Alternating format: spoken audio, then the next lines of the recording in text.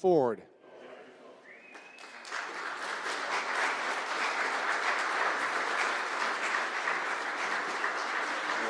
And now, give a warm hometown welcome to the 57th Governor of the State of New York, Governor Kathy Hochul.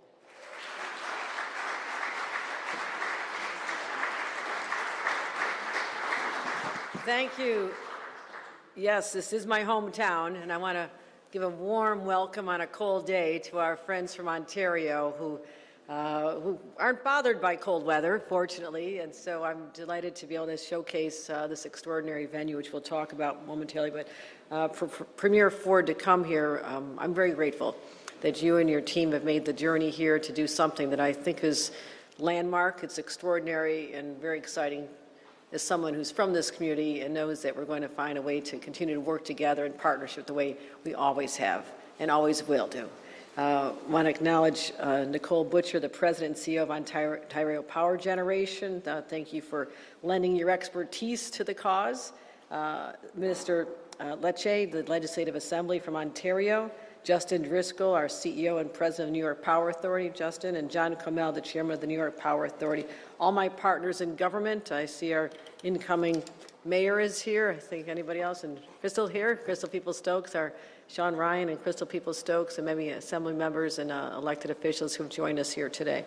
It is great to be here to discuss our energy future. And it's especially fitting we're here at the Buffalo AKG Museum of Art. And why I wanted to come here, of any place in the state I could do this, is that I'm reminded that not this building, but the building that you'll see, the older looking building, is from the 1901 era. And it was built in order to help showcase the fact that Buffalo was basically the epicenter of everything at the time when it came to power, because we were the first city in the world to be electrified. And so we had electric lights. People were fascinated by this. What do you mean electric lights? How can that be? And people came from all over to see this in the entire exhibition. So it was certainly a high point, but a reminder that we can continue energy innovation and how to do power innovation as we venture into this next century again. So Buffalo is known as the City of Light, and actually I would say the museum was built for the exhibition. It wasn't done in time, so it missed the opening, but we still celebrated associated with that as well. But this new building is a reminder of the future, and a reminder that traditions matter. And there's been a long-standing, proud tradition of cooperation between New York and Ontario. This has always been just a neighbor. We've done so much together, and I will just digress and say I'm a boater on Lake Erie. It's one of the most beautiful places in the world, and we stop at many of the ports of call in Canada, Ontario, and just feel that warm embrace of a shared bond that our region brings to all of us. It's not just sports. Go Blue Jays next time. You did very well this year, but also I know you're rooting for the Buffalo Bills, and you come to hockey games and the baseball games in the summertime as well. And but also our culturals, our tourism. You find me in my old life many times up at Niagara-on-the-Lake or strolling around both sides of the falls. And so it's a world-class region, and we need to continue working together to promote these incredible assets, but also the strength of our friendship and relationship, which is enduring. And I'm also reminded we just came off of the bicentennial, the celebration of the Erie Canal, something that was an extraordinary feat of engineering in its time, but also it opened up Canada to New York City. And that connection also was one of the catalysts for explosive growth, opening up the Midwest, Canadian cities, ultimately the Seaway, St. Lawrence Seaway that came through. So we've always been connected through waterways and energy sources as well. And our economies are intertwined. The trade, despite some setbacks, won't go into too much detail there, but we want to make sure that our trade relationship remains trust. It's a beneficial relationship. We understand that. And I'll acknowledge that there's been some terrible policies that have come out of Washington, coincidentally, just in the 1 year. And they've been hard to accept as someone who doesn't understand why there's a hostility toward Canada overall, but certainly it shakes us to our core as well, as people who value our friends in Ontario and Quebec particularly as they border our great state. So I don't want those policies to jeopardize the goodwill, the friendship, and we just want to make sure that, that we continue doing things that show that collaboration. And as these threats out of Washington come, we're going to stand firm and let people know who our friends are, who we also care about very deeply. So our partnership between New York and Ontario is rock solid, and as long as I'm governor, it's going to stay that way. And so we sat down together. It's about relationships. Premier Ford and I sat down together. There was a meeting of Northeast governors and the Canadian premiers that all border this region. We got together in Boston to talk about the threats out of Washington, how destabilizing that is for trade and our relationships overall, but how we can individually step up and ignore that process, those threats, that hostility, and show we truly are friends, truly friends. And so we talked about economic opportunities. We also had a great conversation about power. And the Premier spoke with great pride about what is occurring at the Darlington area. We are focusing on small modular reactors, and I was very impressed. And so I wanted to learn more. And I was intrigued with your forward-thinking approach to delivering clean energy for the next generation. And so we focused on how we can stay true to our environmental commitments, which I truly believe in, but also our commitment to ratepayers to keep utility costs affordable, which is not just a buzzword, it is the reality. We as leaders have to focus on reliability, sustainability, and affordability all at the same time. So we found a way together, and that is through nuclear energy. And Ontario is already home to, 17 of 18 nuclear plants operating in Canada, so ahead of your time, and Ontario Power Generation is leading the way in deploying North America's first small modular reactors, which I've been very intrigued with. And the Darlington project, which you'll talk about, is going to be generating 1.2 gigawatts of power.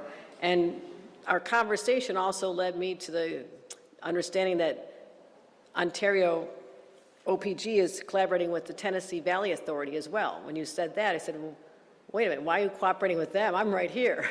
So that was another light bulb that went off in my head, like why aren't we also taking advantage of your forward-thinking approach when it comes to power?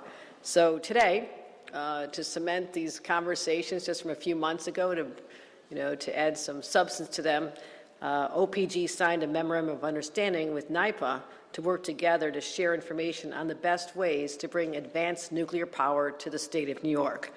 And they'll use their expertise and know-how and be a great resource in our next chapter in our nuclear story. And the timing is perfect because it was last summer I charged NYPA, our executive director and our chairman and others to find a way to bring advanced nuclear power to upstate New York. And this will be the first plant in New York State in over a generation. And I wanted to do this because it's about reliability, affordability, but it's also the thousands of jobs that are created in the process. And I was excited about that prospect as well. And 1 gigawatt of nuclear power can power roughly 1 million homes without adding any carbon to the atmosphere. That's really significant. And it's around the clock. It's every day of the year. It's completely insulated from the threats of rising oil and gas prices. So I believe it can power the industries of tomorrow as we're leaning into, especially here in upstate New York. Micron, $100 billion investment to make semiconductor chips, the largest private sector investment in American history is going on just down the road in Syracuse. Right up the road in Buffalo, University of Buffalo, we have $500 million being invested in Empire AI, artificial intelligence for public good. So we need the power source. We want to do all this. Our ambitions are broad. They're exciting. But we don't power it. It doesn't work. And that's the challenge that we've embraced. And we're moving with great speed. I am very impatient. And I want this to happen. I know there's traditionally been hurdles. Our state has right now 3 nuclear plants operating. They're all up on Lake Ontario, and one is actually the oldest operating nuclear facility in the United States, going strong and safe since 1969. But it's time for us to bring new nuclear technology into the 21st century. I've spoken actually to President Trump about this in the White House and talked about the fact that people aren't embracing nuclear because there's a perception it is a long, arduous process, even a decade, to get approvals. And we gleaned that over 7 of the 10 years it takes to get nuclear approvals are at the federal level. So he has agreed to find ways to approach that with more urgency. We are working closely with the federal administration in this particular area. And I want to make sure that everyone knows that we'll bring down the barriers and the costs. That's important. But also, this is not your grandmother's and your grandfather's nuclear. This is advanced. This is state-of-the-art. This is safe. This is safe.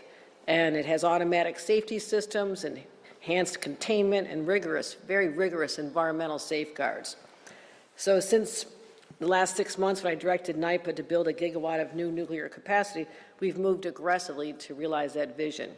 The deadline for requests for information passed just last week, and I'm happy to announce that there are 23 developers who've expressed an interest in developing nuclear project with NYPA. That's extraordinary. That's beyond what I could have imagined.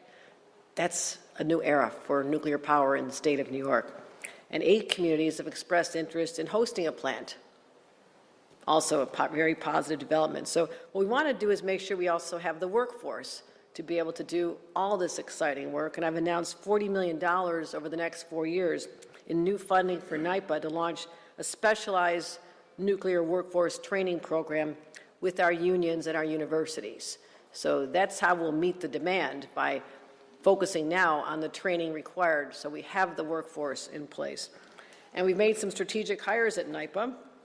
Christopher Hansen, the former chair of the U.S. Nuclear Regulatory Commission, was hired as a senior consultant to help us navigate that federal licensing.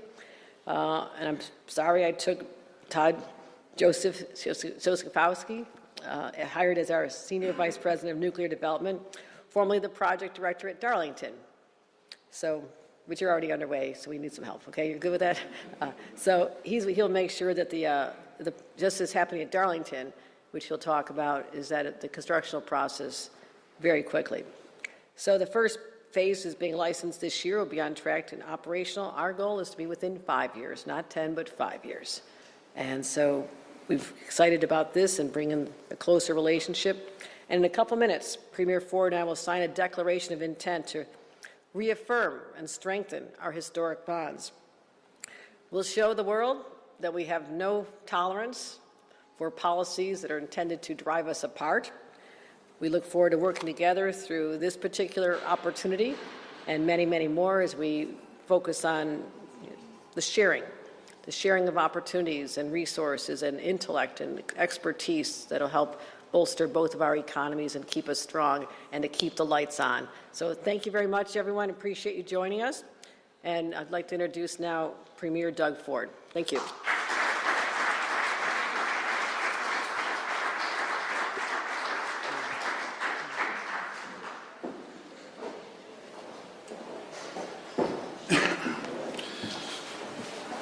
Well, first of all, good morning, everyone, and it's a real pleasure to be here. But before I begin, we had a little bit of a tragedy up in just an hour from here, up in Welland. One of our police officers got shot in the chest, and they're in the hospital. The officer, she's a wonderful person. She's going to survive. And I just want to say our prayers and thoughts are with the family. Our prayers and thoughts are with all the police on both sides of the border, and that we'll always have their backs. And God bless her, and I pray everything's going to work out. I'm very, very confident it will. I want to thank Governor Hochul. Thank you very much. We had the first day we met, we hit it off, just boom. It was great neighbors, great friends, and I'm so happy you invited us to Buffalo. I understand this is the hometown gal. You're here, you grew up here, and have a lot of deep roots in Buffalo. And I can't tell you how many times I've been in Buffalo, probably hundreds of times. And we just look forward to a great relationship. I want to thank my Minister of Energy, Stephen Lecce. Thank you for coming. Also, Minister of Mines as well. Majority Leader Stokes, thank you. Boy, look, you've been around a long time. People love you here. So that is great. Along with Senator Ryan and Mayor, congratulations, Mayor Scanlon. Thank you for hosting us in your beautiful city here. And as well, I want to thank Nicole. Nicole, for all your leadership and the work that you do over at OPG. And thank you for supporting our closest friends and allies to create new nuclear power. And as well as Justin Driscoll and John Colmel from NYPA. We're here today to celebrate and strengthen the deep relationship between New York and Ontario. It goes back a couple hundred years, if you think of it. It's absolutely incredible. New York is Ontario's third largest exporter partner, and Ontario is New York's, I like saying, #1 customer. And in Canada, it's vice versa. The U.S. is our #1 customer, and we're their #1 customer. We buy more goods than any other jurisdiction in the world. Our shared history is one of friends, family, and great sports rivalry. But since we don't have an NFL team, you have a few million people on the other side of the border cheering the Bills. I love when it snows and everyone grabs their shovels. Everyone sits back. So go Bills! You gotta take it this year, and I'll be cheering them along. And also the Great Lakes economy, which is absolutely massive along the Great Lakes, and we share approximately about 400 miles of border, just Ontario, not to mention Quebec as well, and just the benefits for both countries. New York and Ontario have an abundant amount of natural resources that we can share. We have the largest deposit of critical minerals or rare earth minerals, and Minister Lecce is in charge of that. And who do we want to give them to?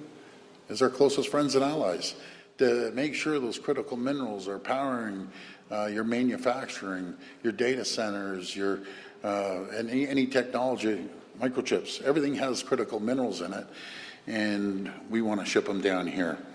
As well as all the skilled workers and manufacturing might that the world needs. Now, I was telling the governor, I looked up both our GDPs, and between Ontario and New York, we would be the 7th largest jurisdiction anywhere in the entire world.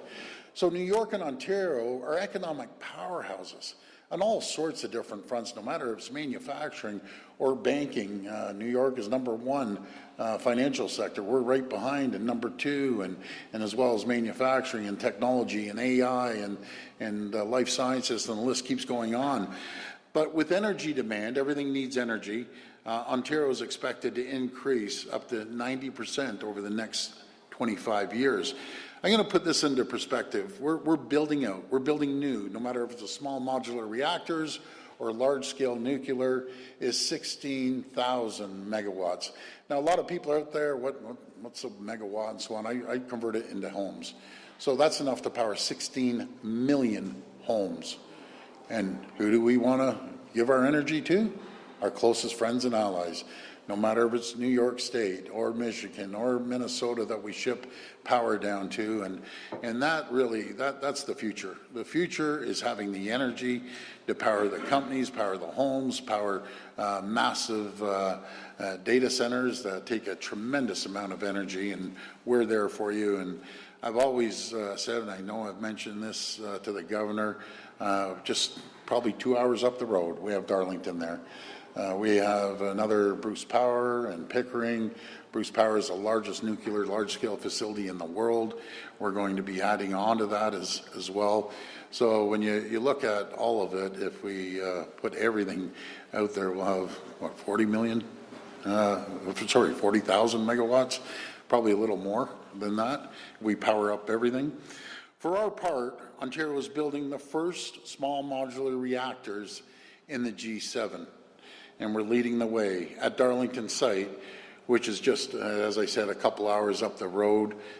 We invite you. We invite to share the technology. We're very open. As you said, Governor, we're sharing the technology in a partnership with Tennessee Valley Authority.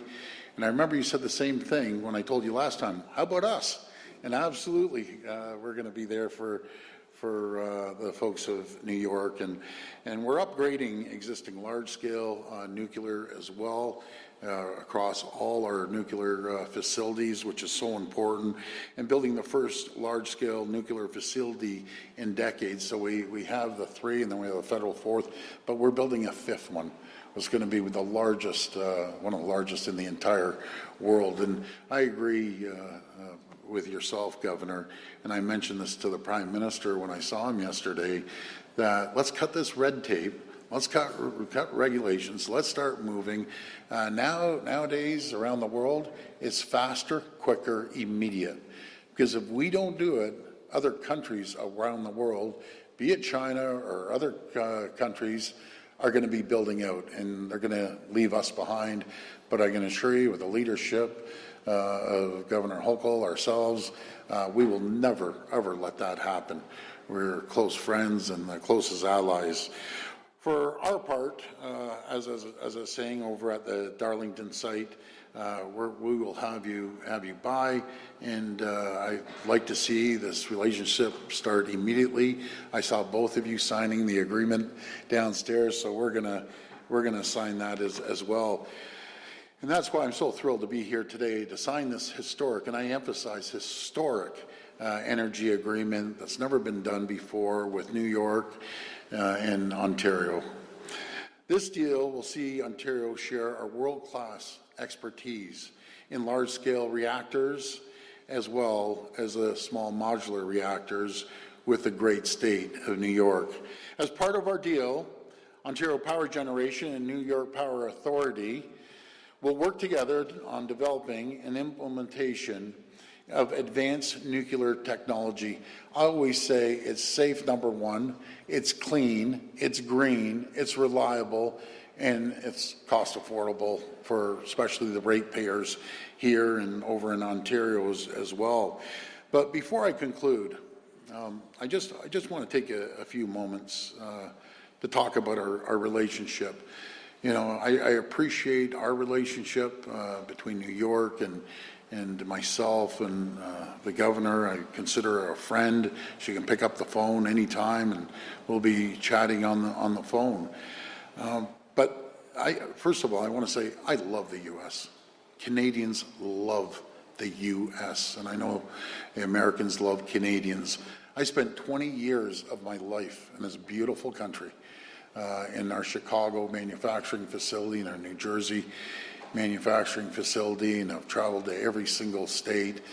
And as I always say, my kids basically grew up coming to our Chicago facility and down in Florida. And I just want to say that we need to work together. Protectionism just does not work anywhere in the world. I call it AmCan Fortress, American Canadian Fortress, that we put a ring around the two countries. We continue trading with our allies around the world, but make our countries the safest, wealthiest, richest, most two prosperous countries in the world. No matter if it's our energy that we're shipping down here or goods that we buy off our great friends and allies here, or rare earth minerals as well. You know, that's a beacon of stability and security, and it sends a message around the world, and together we will prosper, the likes of which two countries have never seen before. When, you know, I always say a tariff on Canada is a tax on the American people. And it's amazing. I talk to governors every day. I just talked to the great governor in North Carolina. I'm here with Governor Hochul. I talk to senators and congressmen and women. The ironic thing is, folks, I talk to both Democrat and Republicans.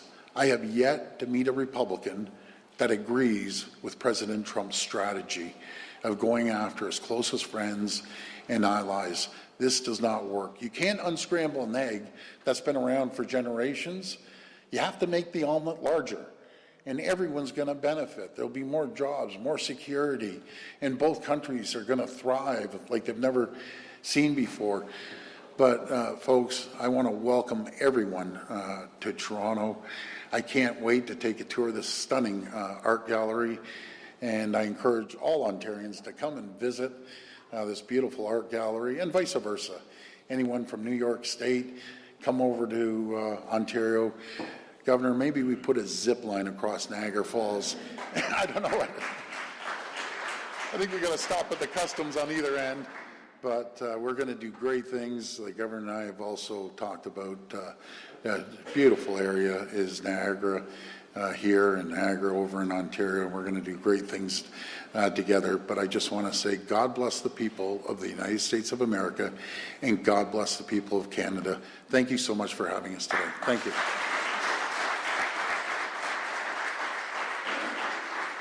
Please remain seated as the Governor and Premier sign the Declaration of Intent. Will Nicole Butcher, Minister Stephen Lecce, Justin Driscoll, John Comel, please join the Governor and Premier on stage.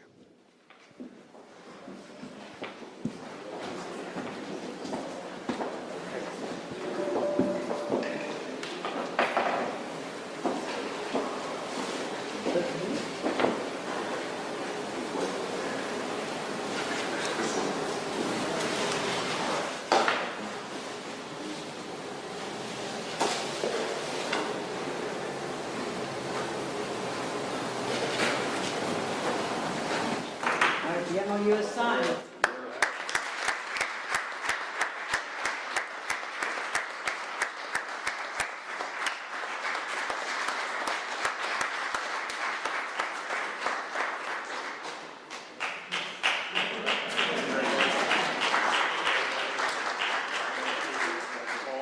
That concludes today's binational event. Thank you for coming.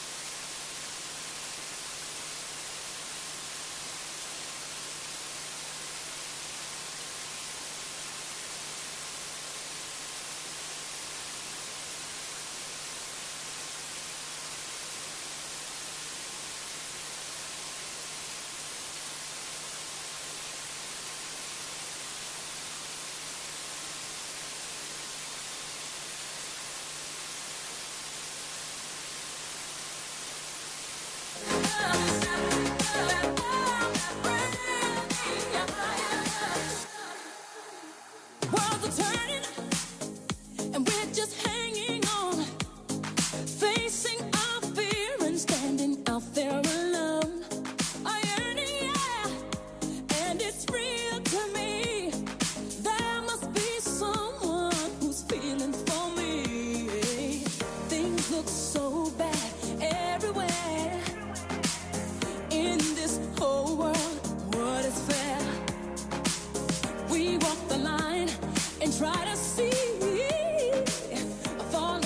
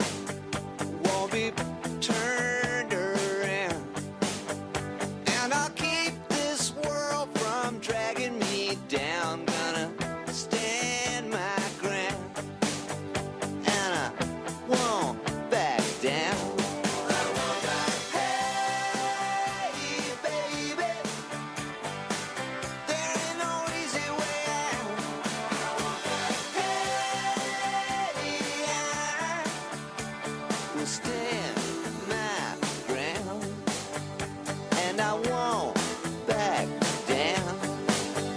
Well, I know what's right. I got just one line. In a world that keeps on pushing me around, but I'll stand my ground, and I won't back down. Hey, baby, there ain't no easy way out. Hey, I will stand my ground, and I won't back down. Hey,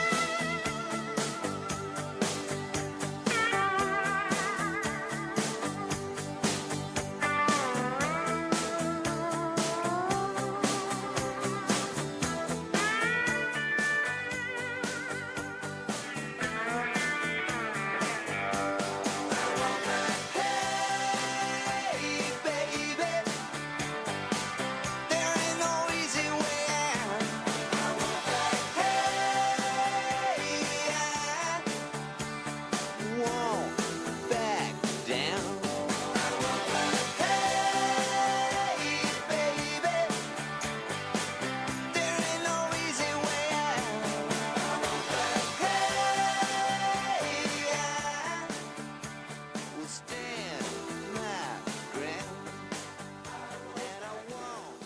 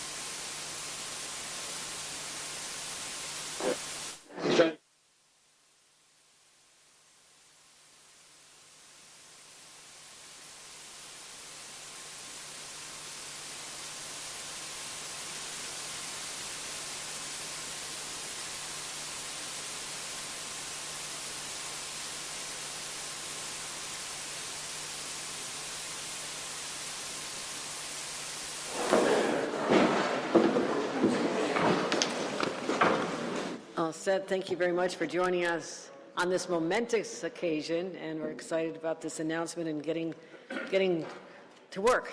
And so I want to thank you all for that. And Matt? Yep, we have time for a couple on-topic questions to the governor and the premier. We're going to alternate questions between Western European and Canadian media. We're going to start with Eileen for Western Europe. Governor, you mentioned that 8 communities have offered to host this facility. What kind of a process will this be, and how fairly can it be conducted? Because obviously it's going to be very beneficial, I would think, to that community. No, this brings enormous economic benefits, as well as the job creation. We've seen that with our facilities up on Lake Ontario already. And there was a few years ago when there was under threat of shutting down, there was a lot of anxiety in the community because it's hundreds and hundreds of jobs. These are good paying jobs. What we're looking forward to is the construction jobs, the operating, the maintenance going forward. So there will be a process to narrow it down to the communities that are selected. But I'm excited that there's so much energy around this.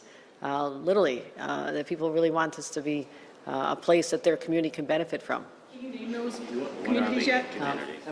Probably not now, right? Yeah, I mean, we're just analyzing the responses from the RFI that the process concluded on December 11th, just last week. So at this point, we're analyzing the submissions that were made. Of course, the key criteria are: what does the site look like? How big is it? What is your water access? Those are some of the critical criteria. But at this point, we're still in the review process. We're going to do Loretta from CBC. Hi there, this is for Premier Ford. Pretty big story happening involving your government in Ontario right now. The Integrity Commissioner is now looking into your Labour Minister connected to the Skills Development Fund. Is it time to ask him to step down or for him to be fired? Well, I know he'll cooperate with the Integrity Commissioner, but this SDF, we call it Skills Development Fund. You heard the governor say they're investing $40 million. We've invested $2.5 billion. We've trained over 750,000 people. Already 100,000 people have found jobs. We're training them in every single sector, no matter if it's nuclear, because we need people trained in the energy sector. We're training in healthcare and manufacturing. So we're going to continue on training people and making sure we hit over 1 million people trained in the sector. All right, just a reminder, on-topic questions. Patrick. Governor, how do you ensure the safety of communities when and if these nuclear plants are established in local areas here in New York? No, that is a top priority.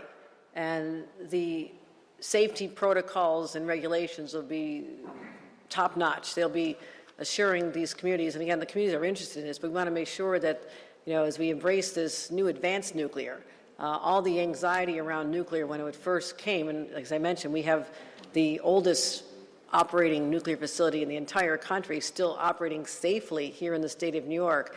So we'll make sure that all the laws are adhered to, that the community embraces this and know that we'll protect them. But I'll ask Justin if there's anything else to add to that. No, I'd just add that there's been so much development and advancement in technologies that the technologies being deployed today, whether it's the AP1000 units, the bigger nuclear, or the SMRs that we're talking about today, these are new technologies that look much different than the traditional nuclear plant that we think of that was constructed in the 60s. So we'll be taking advantage of all of those technologies and making sure that they're deployed in a way that's safe for the communities. All right, time is short. We have time for one more question from Eric from CHCH. This is for Premier Ford.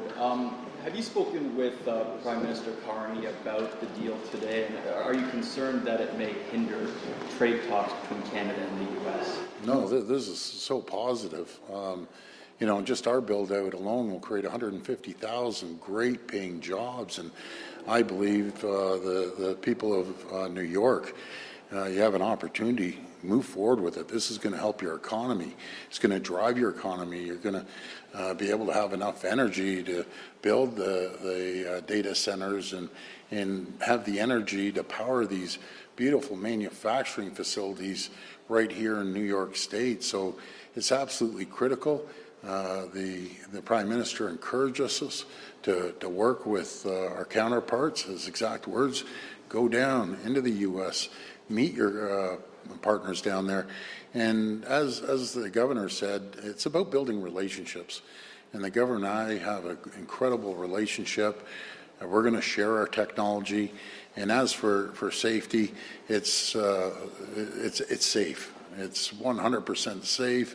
As our friends were saying, we aren't talking about our grandparents' nuclear back in the 1960s. Technology has come so far. And we're gonna build it out, and we're gonna make sure that we support our friends here in New York. What people don't realize, in a quick phone call, we can deliver energy all the way south as Florida, all along the southeastern coast. So this is really, really exciting, and I'm proud the job that Minister Lecce is doing. Do you want to add any comments, Minister, before we wrap up? Sure. Okay, go ahead. Just if we talk about the environment, which I know is an important issue for the state of New York and for Americans, the largest greenhouse gas emission reduction on the continent was the elimination of coal power from the grid, started by our government many years ago. What that means is we were able to create one of the cleanest electricity grids in the industrialized world because we doubled down on nuclear power. Roughly 50% of our baseload power today is nuclear. Our Premier's vision is to go to 75% by building the largest nuclear generator on Earth in Wesleyville, an hour or so east of Toronto, and the small modular reactor program, which is creating roughly 18,000 jobs. So think about the environmental benefits. 80,000 tons of GHGs removed is the equivalent of taking 15 million cars off the road every year in Canada. So this is a good thing for the environment. It is a strong job creator for the province, and we're now going to go from good to great, building on time and on budget, and that's the final point. There are few jurisdictions in the world that build on time and on budget when it comes to nuclear. This has been Ontario Power Generation's message to global actors from TVA here in the US all the way to Poland and beyond. We build on time and on budget. We have returned large-scale refurbishments ahead of schedule. And that's the value proposition we bring to the table today with the state of New York as we hope to create jobs and energy security for both of our peoples. I have a question.